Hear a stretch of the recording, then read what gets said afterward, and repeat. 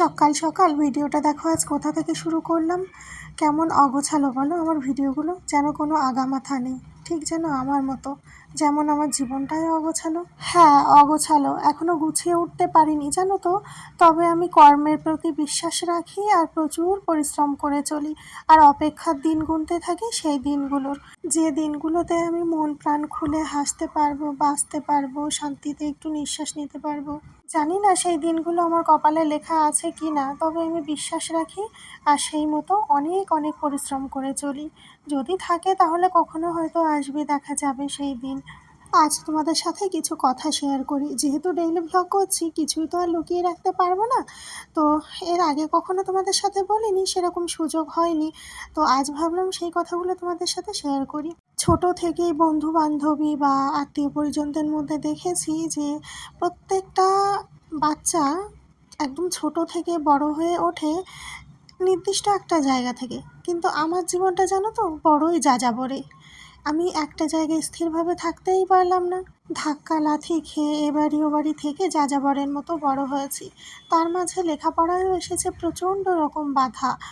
হয়তো আমার জায়গায় অন্য কেউ থাকলে কোথায় স্টপ হয়ে যেত, কিন্তু নিজের ইচ্ছাতে আর মনের জোরে সেটাও যতটুকুনি পেরেছি কমপ্লিট করেছি।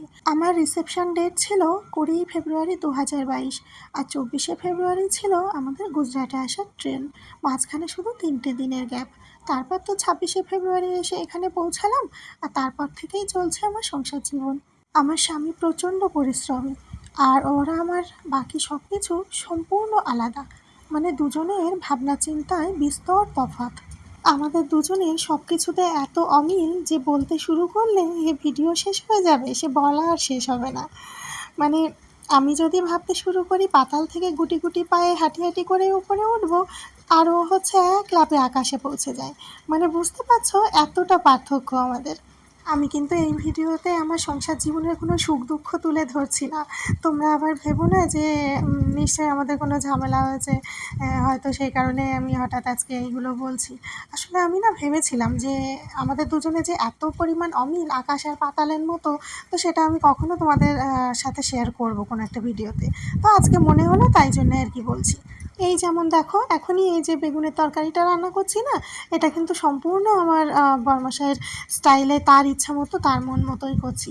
আমি কিন্তু এভাবে করি না, আর এভাবে করলে কতটা আমার কাছে ভালো লাগে আমি আজকে এটা প্রথমবার করছি এইভাবে। তোমরা হয়তো দেখে ভাববে যে বেগুনের তরকারি দিদিভাই কীভাবে বানাচ্ছো। হ্যাঁ, রান্নার প্রসেস কিন্তু সম্পূর্ণ এক একজনের এক এক রকমের হয়। তো ও যেভাবে যেটা খেয়ে বড় হয়েছে সেটা ওর মুখে বেশি ভালো লাগে। আমার কোনো রান্নাই তার কখনো ভালো লাগে না, একটু অবাক লাগে মাঝে মধ্যে। রান্নার সময় ভিডিও করা এটা যে কতটা টাফ ব্যাপার, যারা করে তারা জানে। যেহেতু রান্না করতে খুব ভালোবাসি সেই কারণেই ভিডিওটা করি। এখন যদিও একটু অভ্যাস হয়ে গেছে, মানে ভিডিও করতে গেলে একটু দুদিকে খেয়াল রাখতে হয়, ভিডিওটাও সুন্দরভাবে ওঠাতে হবে, সাথে রান্নাটাও ভালো হতে হবে। নিজেকে প্রশংসা করে বলছি না, মানে আমার রান্না যে বিশাল এমন খারাপ হয় মুখে নেওয়া যায় না এরকমটা কিন্তু হয় না, খুবই কম হয় জানো তো। মানে 9 মাসে 6 মাসে মনে করো 2-1 দিন হয়তো একটু খেয়াল থাকলো না, অন্যমনস্ক হয়ে গেলাম, নুন ঝাল এদিক ওদিক হয়ে গেল। আর নুন ঝাল এদিক ওদিক হয়ে যাওয়া মানেই তো সেটা বুঝতে পারছো, হয় ঝাল বেশি, নুন বেশি, হলুদ বেশি হলে তখন তো ভালো লাগবে না খেতে।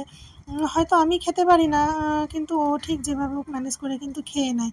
তোমরা অনেকেই এখন জানো যে আমি কোনো রান্নাই একঘেয়েমিভাবে করি না, একই রান্না 10 বার 10 রকম প্রসেসে করার চেষ্টা করি। তাতে কিন্তু রেজাল্ট কখনো একটা দিনও এখনও খারাপ আসেনি, বেশ ভালোই হয়, খেতে ভালোই লাগে। এক এক দিন এক এক রকমের স্বাদ অনুভব করতে পারি।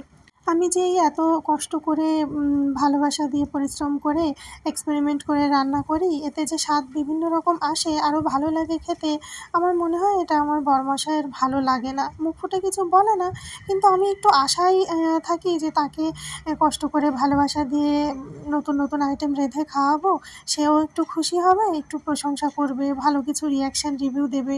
না সেটা ক্যামেরাতে নয়, মানে আমার সামনে দিলেও একটু ভালো লাগে না। আমি এমনও বলি ওকে যে তোমাকে ভালো বলতে হবে বাধ্যতামূলক জোর প্রেশারে, তা কিন্তু নয়। যেদিন যেরকম হয়েছে তুমি জাস্ট অনেস্ট রিভিউ দেবে।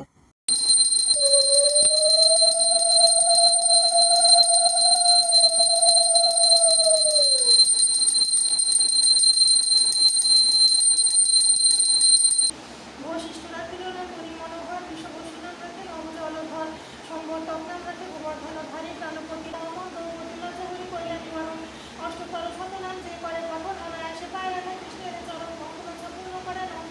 কিন্তু না গো, কোনো রকম রিয়াকশানই আমি তার মধ্যে পাই না। বারে বারে বুঝতে পারি সে ওই পুরনো সিস্টেমে ফোড়ন দিয়ে সব সবজি জলের মধ্যে ঢেলে দিয়ে ফুটিয়ে সেদ্ধ করে নাও, এরকমভাবেই আর কি খেতে বেশি পছন্দ করছে। কিন্তু এটা কখনো বোঝেই না যে ওইভাবে রান্না করলে পরে আমি নিজে খেতে পারি না, সারা দিনটাই না খেয়ে থাকি। অফিসে থাকে, দেখতে পায় না, হয়তো বুঝতেই পারে না। জানো তো, একটা মেয়ের 4টে ঠিকানা। হ্যাঁ, সেই মেয়েটাই আমি। একসময় আমাকে 2-3 জায়গার ঠিকানা মুখস্থ করতে হয়েছে। 4-5টা ইনস্টিটিউশনে আমি পড়েছি। না, তার মানে বিশাল ডিগ্রিওয়ালা ভীষণ রকম এডুকেটেড মেয়ে আমি নই। হ্যাঁ, তোমরা সবাই তো একটা স্কুল, একটা হাই স্কুল, তারপর কলেজ এইরকমই পড়াশোনা করেছো না? কিন্তু আমার জীবনে 2টো প্রাইমারি স্কুল, 2টো হাই স্কুল, তারপর কলেজ, বাকি আদার্স। সেগুলো না হয় তোমাদের সাথে অন্য কোনো একটা ভিডিওতে গল্প করব। আজ এখানেই বিদায় নিচ্ছি বন্ধুরা। তোমরা সবাই খুব ভালো থেকো। শুভরাত্রি।